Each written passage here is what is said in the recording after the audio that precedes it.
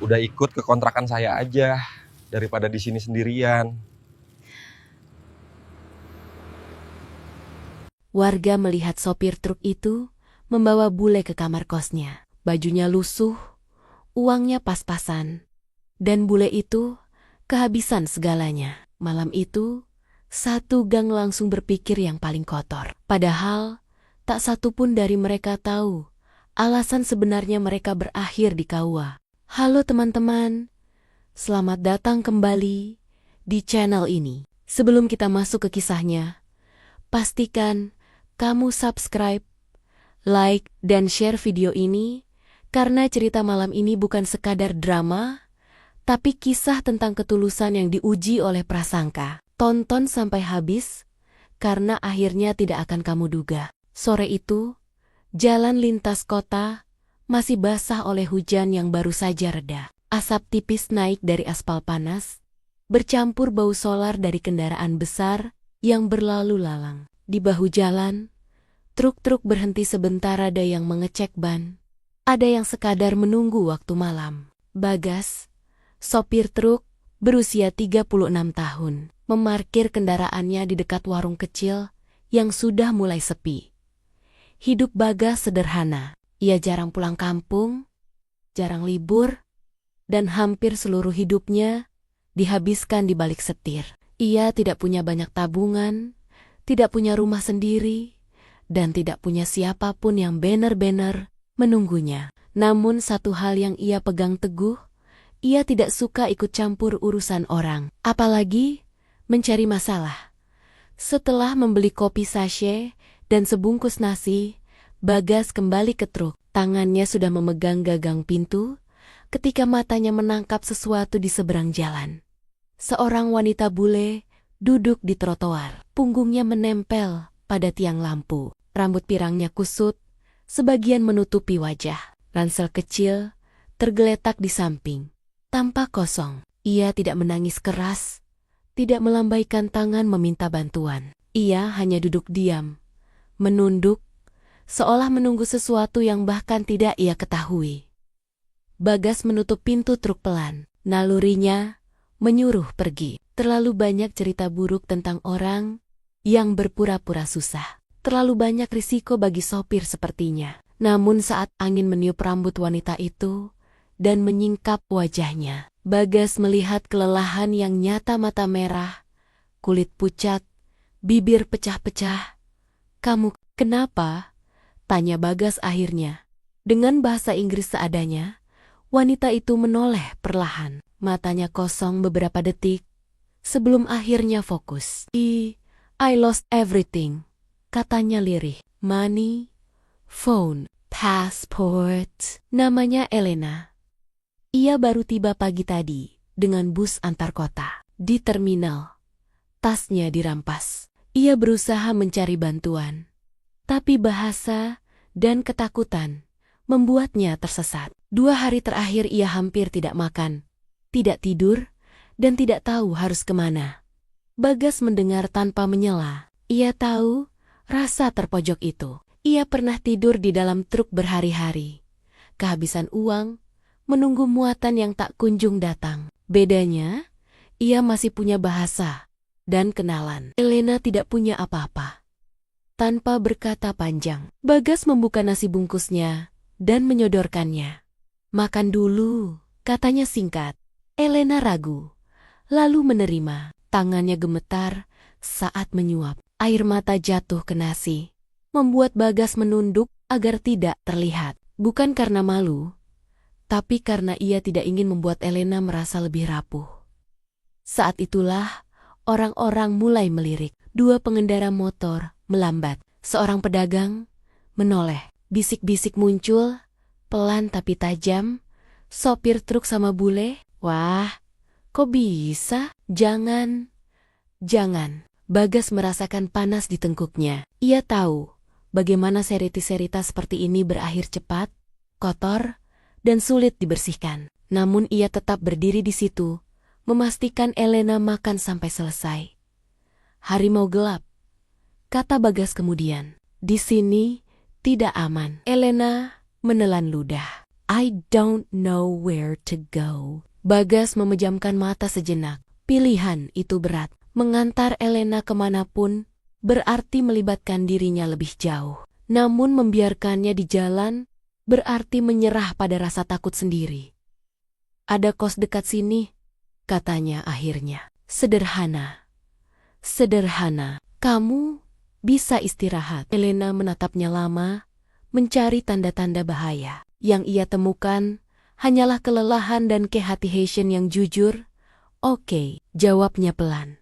Perjalanan menuju kos tidak lama, tapi terasa panjang. Elena duduk di jok truk dengan jarak yang jelas. Bagas menyetir tanpa banyak bicara. Namun setiap lampu merah, setiap orang yang menoleh, terasa seperti penilaian. Saat mereka masuk gang kos, suasana langsung berubah. Beberapa penghuni berhenti berbicara. Ada yang menatap tanpa senyum, ada yang tersenyum miring. Bang Bagas bawa bule? Waduh, Bagas tidak menjawab. Ia membuka pintu kamarnya kecil, pengap, tapi bersih. Kasur tipis di sudut, kipas angin tua di dinding, meja plastik dengan termos. Maaf, kecil, katanya canggung. Elena menggeleng. It's okay, it's safe. Bagas mengeluarkan handuk dan kaos bersih, lalu berkata tegas, kamu ganti. Aku di luar. Ia menutup pintu dan duduk di kursi depan kamar. Dari luar, ia bisa mendengar bisikan yang semakin berani. Masuk kamar berdua. Ngapain coba? Bule kehabisan uang. Sopir truk, Bagas, menatap lantai. Dadanya sesak. Ia tahu. Sejak langkah pertamanya menolong Elena, cerita kotor sudah terlanjur ditulis oleh orang lain. Namun ketika pintu terbuka dan Elena berkata pelan, "Thank you for respecting me," Bagas tahu satu hal. Malam ini mungkin akan menghancurkan reputasinya, tapi meninggalkan Elena di jalan akan menghancurkan hati nuraninya. Dan dari keputusan itulah, kisah ini bergerak menuju fitnah yang lebih besar dan akhir yang tak satu pun dari mereka bayangkan. Malam turun perlahan di gang kos itu. Lampu-lampu kecil menyala redup, memantulkan cahaya kekuningan ke dinding-dinding lembab. Suara televisi dari kamar sebelah bercampur dengan tawa kecil beberapa penghuni yang duduk di teras. Namun begitu Bagas duduk di kursi depan kamarnya, suasana seolah berubah. Tatapan mulai terasa lebih lama, bisik-bisik terdengar lebih jelas. Bagas menyilangkan tangan, berusaha terlihat tenang. Padahal di dalam dadanya, perasaan campur aduk. Ia tahu, membawa Elena ke kos bukan keputusan yang akan dipahami banyak orang. Di tempat seperti ini, cerita cepat menyebar dan kebenaran jarang ditunggu. Dari dalam kamar, terdengar suara air. Elena sedang mandi. Bagas sengaja menundukkan kepala, menatap lantai, memastikan tidak ada satupun tindakannya yang bisa disalahartikan. Ia bahkan memindahkan kursinya sedikit menjauh dari pintu kamar. Beberapa menit kemudian, seorang tetangga perempuan melintas dan berhenti. "Bang Bagas," katanya dengan senyum tipis yang sulit dibaca. "Tamu ya?" Bagas mengangguk singkat. "Iya." Dia kehabisan uang. "Oh?" Perempuan itu mengangguk pelan, lalu melirik pintu kamar. "Hati-hati, Bang. Di sini banyak yang ngomong." Bagas tidak menjawab. Ia tahu peringatan itu bukan murni kepedulian, lebih seperti isyarat bahwa cerita sudah mulai dibangun. Tak lama kemudian, suara pintu terbuka. Elena keluar mengenakan kaos Bagas yang kebesaran. Rambutnya masih basah, wajahnya lebih segar, tapi matanya tetap menyimpan rasa takut. Begitu melihat Bagas duduk di luar, ia terlihat lega. "Is it okay?" tanyanya ragu. Bagas berdiri cepat, menjaga jarak. "Iya. Kamu istirahat saja."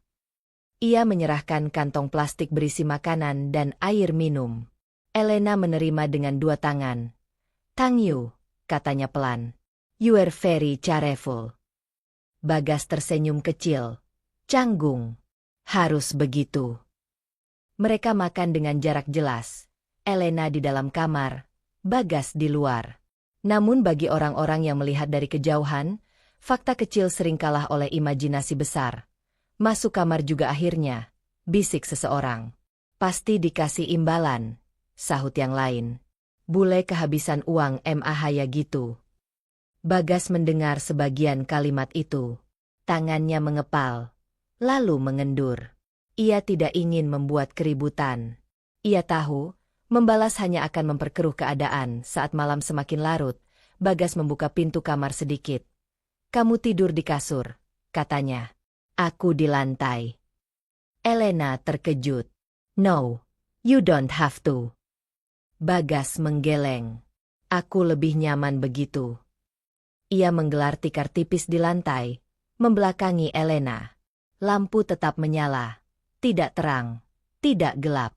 Jarak dijaga, bukan karena dingin, tapi karena hormat. Keheningan menyelimuti ruangan. Kipas angin berdecit pelan.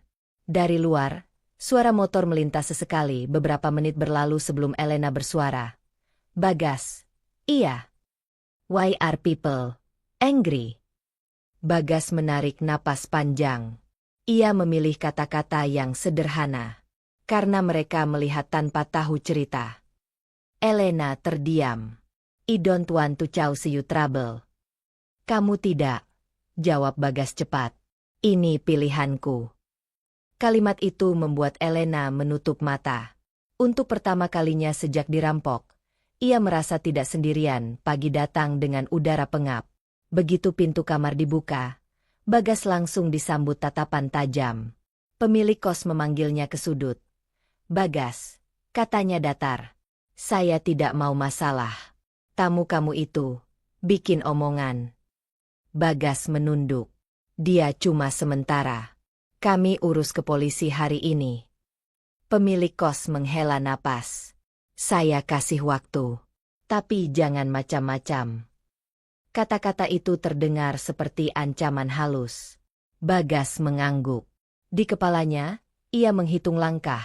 Apa yang harus dilakukan agar Elena aman tanpa membuat hidupnya hancur. Di dalam kamar, Elena mendengar sebagian percakapan. Wajahnya pucat lagi. "I can leave," katanya pelan saat Bagas masuk. "I don't want you to lose your place." Bagas menggeleng tegas. "Kita ke polisi. Habis itu, kita pikirkan." Mereka berjalan keluar bersama. Jarak tetap dijaga. Namun Elena secara refleks berjalan sedikit lebih dekat. Tatapan kembali menghujani. Seorang pria berbisik cukup keras. "Lihat tuh, lengket." Bagas berhenti mendadak. Menoleh. Tatapannya tajam. Tapi suaranya tenang. "Tolong jaga mulut." Keheningan sejenak. Elena menatap Bagas dengan mata berkaca-kaca. "Thank you for defending me," katanya. Bagas mengangguk. "Itu kewajiban." Langkah mereka menuju kantor polisi terasa berat. Bukan karena jarak, tapi karena beban prasangka yang mengikuti. Bagas sadar, sejak malam itu, hidupnya tidak lagi sederhana. Ia telah memilih jalan yang penuh risiko, namun di tengah semua tekanan itu, satu hal tumbuh perlahan di antara mereka, rasa percaya.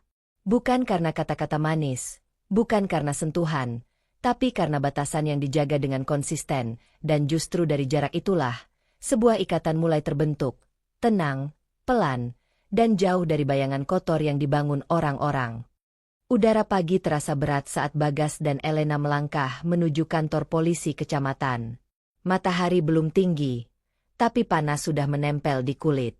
Jalanan ramai, klakson bersahutan, dan orang-orang berlalu lalang tanpa peduli pada beban yang sedang mereka bawa. Di antara keramaian itu, Bagas berjalan setengah langkah di depan Elena, bukan untuk menjauh, melainkan untuk memastikan ia aman. Begitu memasuki kantor polisi, suasana berubah kaku. Bangunan tua dengan cat mengelupas, bangku kayu panjang, dan kipas angin yang berdecit membuat waktu terasa berjalan lambat. Seorang petugas memandang mereka dari atas meja. Tatapannya berpindah dari wajah Elena ke pakaian lusuh Bagas. "Ada apa?" tanyanya singkat. Bagas menjelaskan kronologi dengan suara tertahan, memilih kata-kata sehemat mungkin. Ia menceritakan pertemuan di pinggir jalan, perampokan, dan niatnya menolong. Petugas mengangguk pelan, namun alisnya berkerut. "Kamu kenal dari mana?" Tidak kenal, Pak. Terus kenapa dibawa ke kos? Pertanyaan itu menggantung. Syarat curiga. Bagas merasakan tenggorokannya kering. Ia tahu, jawabannya akan menentukan arah cerita. Apakah dianggap penolong, atau justru tersangka? Karena sudah malam, jawabnya jujur. Dan dia kehabisan uang. Elena berdiri, menahan gugup. Dengan bahasa Inggris yang jelas dan nada tegas, ia menjelaskan apa yang terjadi padanya, bagaimana tasnya dirampas, bagaimana ia kebingungan, dan bagaimana Bagas menjaga jarak serta menghormatinya. Ia menatap petugas satu persatu. "He did not touch me," katanya tegas. "He helped me." Keheningan menyelimuti ruangan. Petugas menulis laporan, meminta detail tambahan, lalu akhirnya mengangguk. "Kita buat laporan. Untuk paspor dan dokumen, kamu harus ke kedutaan." Keluar dari kantor polisi, Elena menghembuskan napas panjang. Bahunya turun, seolah beban besar baru saja diletakkan. Bagas mengangguk kecil, bukan lega sepenuhnya, tapi cukup untuk melangkah ke tahap berikutnya. Perjalanan ke kedutaan memakan waktu. Di atas motor pinjaman, Bagas menyetir hati-hati. Elena duduk di belakang dengan jarak yang sopan. Tangannya berpegangan ringan pada jaket Bagas agar tidak terjatuh saat jalan berlubang. Panas, debu, dan kebisingan membuat Elena tampak semakin lelah. Di lampu merah, Elena tiba-tiba gemetar. Napasnya pendek-pendek. Bagas menoleh sekilas. Cemas.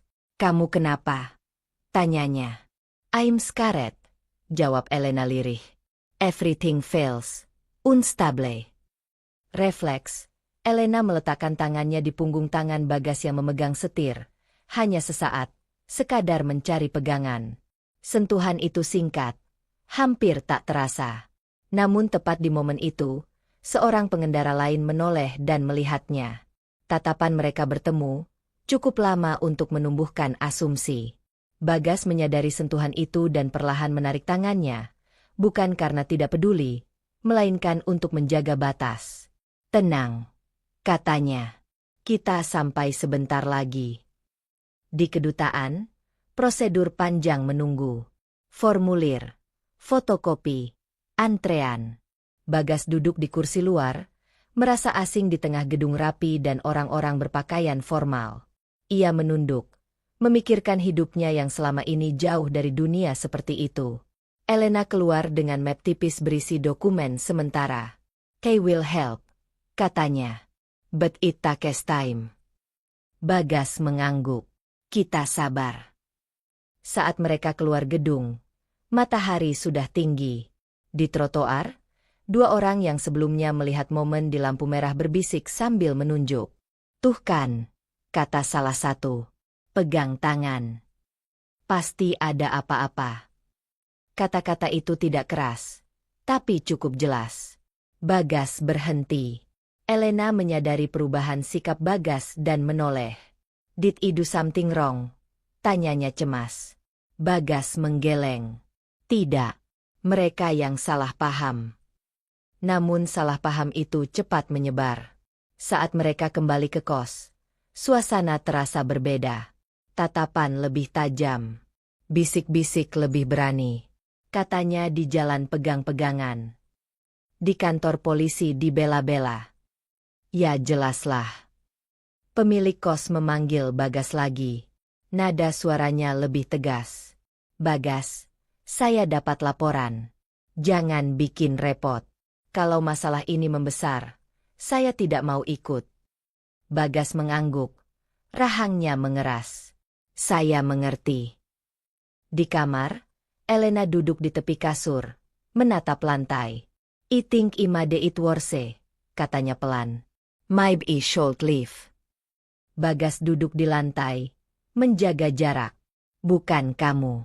Ini omongan orang." Elena mengangkat kepala. "But your life." Bagas menatapnya lama. "Hidup saya memang tidak pernah mudah. Tapi meninggalkan orang yang butuh bantuan, itu lebih berat." Kata-kata itu membuat Elena terdiam. Ia menyadari satu hal, Bagas tidak sedang menyelamatkannya untuk dipuji, apalagi untuk memanfaatkan. Ia memilih jalan sulit, jalan yang penuh salah paham. Malam itu, Bagas tidur gelisah. Di luar, hujan turun lagi. Di dalam kamar, jarak tetap terjaga. Namun sesuatu telah berubah. Bukan kedekatan fisik, melainkan ikatan kepercayaan yang mulai menantang badai gosip. Dan sejak momen sentuhan singkat di lampu merah itu, cerita tentang mereka tidak lagi sekadar bisik. Ia menjadi isu. Isu yang akan memaksa mereka membuat pilihan lebih besar, bertahan dan melawan prasangka, atau menyerah pada penilaian orang. Pilihan itu akan datang. Dan dampaknya akan jauh lebih besar dari yang mereka bayangkan. Pagi itu, Bagas bangun dengan perasaan tidak enak di dada. Udara kamar kos terasa lebih pengap dari biasanya, seolah dinding-dinding sempit itu ikut menekan pikirannya. Dari luar, suara orang-orang terdengar lebih ramai. Ada nada yang berbeda, lebih keras, lebih tegang. Begitu Bagas membuka pintu kamar, ia langsung merasakan tatapan-tatapan tajam. Beberapa penghuni kos berhenti berbicara begitu melihatnya. Ada yang pura-pura sibuk, ada yang terang-terangan memandang sinis. "Bang Bagas," panggil seseorang dari ujung gang. Pemilik kos nyari.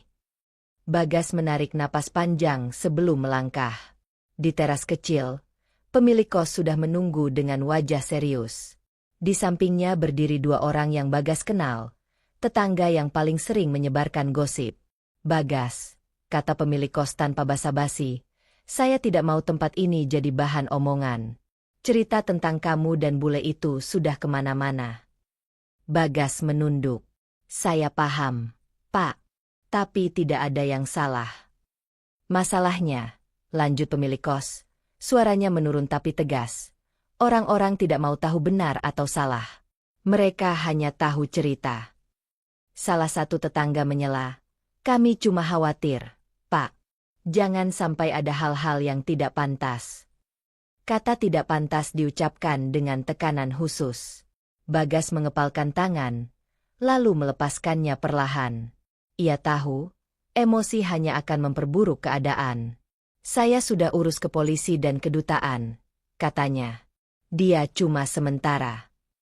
Pemilik kos menghela napas. "Saya beri waktu. Tapi kalau masalah ini membesar, saya minta kalian pergi."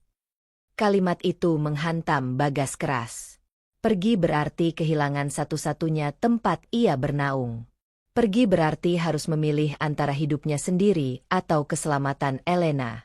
Di dalam kamar, Elena mendengar sebagian percakapan itu. Wajahnya memucat. Ketika Bagas masuk, ia langsung berdiri. "They want me gone," katanya pelan. Bagas mengangguk. "Mungkin." "Iya." Keheningan panjang menyelimuti kamar. Elena berjalan mondar-mandir kecil, jelas gelisah.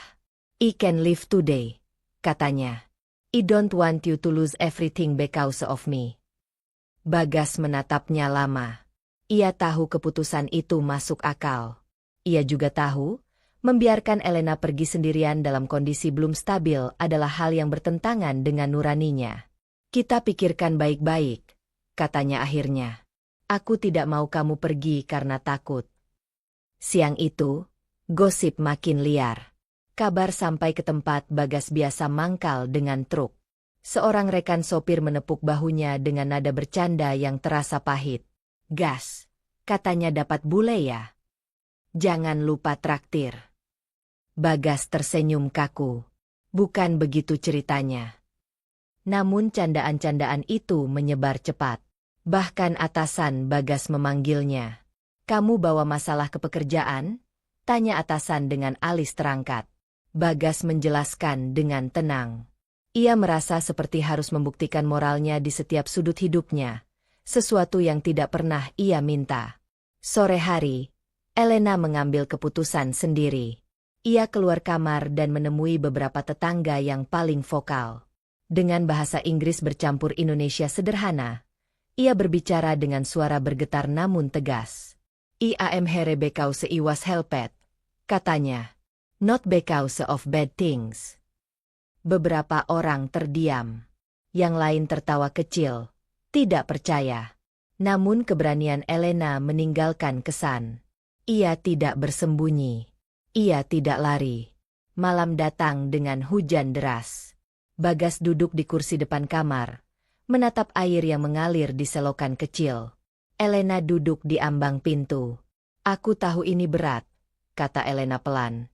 Tapi aku tidak mau kamu sendirian menanggungnya. Bagas menghela napas. Aku juga tidak mau kamu jadi korban omongan. Mereka duduk dalam diam lama. Tidak ada sentuhan. Tidak ada kata manis. Hanya dua orang yang mencoba berdiri di tengah badai penilaian. Beberapa hari berikutnya, tekanan tidak berkurang. Pemilik kos memberi tenggat. Atasan Bagas mengingatkan agar tidak ada masalah lanjutan. Elena menyelesaikan dokumen dengan kedutaan, tanda bahwa ia bisa pergi kapan saja. Namun justru di titik itulah Elena berkata sesuatu yang membuat Bagas terdiam. Aku mau bertahan, katanya suatu malam. Bukan karena aku tidak punya pilihan, tapi karena aku memilih. Bagas menatapnya kaget. Ini hidupku yang dipertaruhkan. Elena mengangguk. Dan ini hidupku juga. Aku tidak mau pergi dengan rasa takut dan rasa bersalah. Keputusan itu bukan tanpa risiko. Namun dari keputusan itulah, dinamika berubah. Bagas tidak lagi merasa sendirian menghadapi dunia. Elena tidak lagi merasa sebagai beban. Malam itu, mereka berdoa dalam diam, dengan cara masing-masing. Di kamar kos sempit yang penuh gosip, mereka memilih nilai yang sama, kejujuran dan tanggung jawab. Dan tanpa mereka sadari, badai ini sedang mengarah ke satu titik akhir. Bukan kehancuran, melainkan pengesahan. Karena ketika fitnah mencapai puncaknya, seringkali kebenaran sedang mencari jalannya sendiri. Pagi itu, Bagas bangun lebih awal dari biasanya. Suara azan subuh masih menggantung di udara ketika ia duduk di tepi kasur, menatap lantai kamar kos yang sudah ia kenal bertahun-tahun. Hari itu terasa berbeda. Bukan karena masalah sudah selesai, justru sebaliknya. Hari itu adalah hari keputusan. Di sudut kamar, Elena masih tertidur.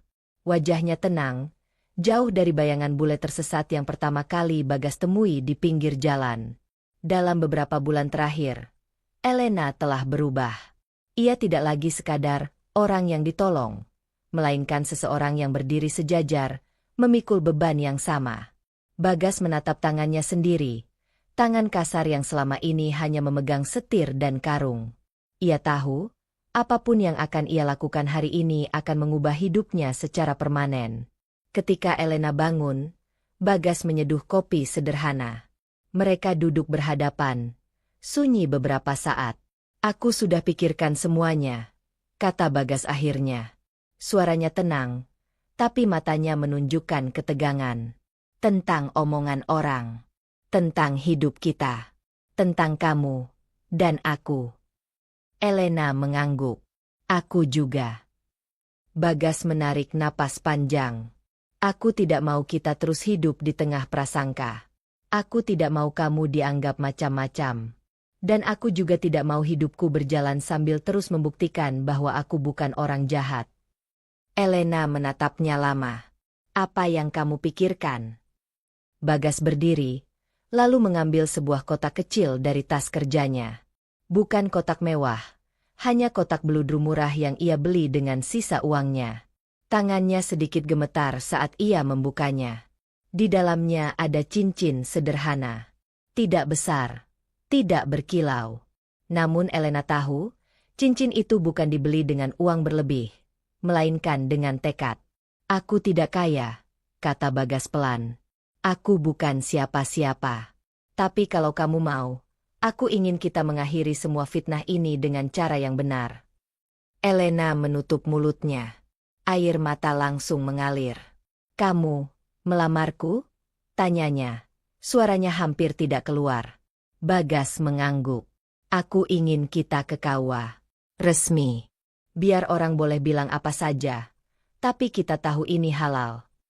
Keheningan panjang. Dari luar, suara motor lewat. Hidup berjalan seperti biasa.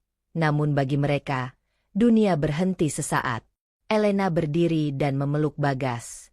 Pelukan itu singkat, sopan, penuh rasa lega. "Yes," katanya sambil menangis. "Aku memilih kamu.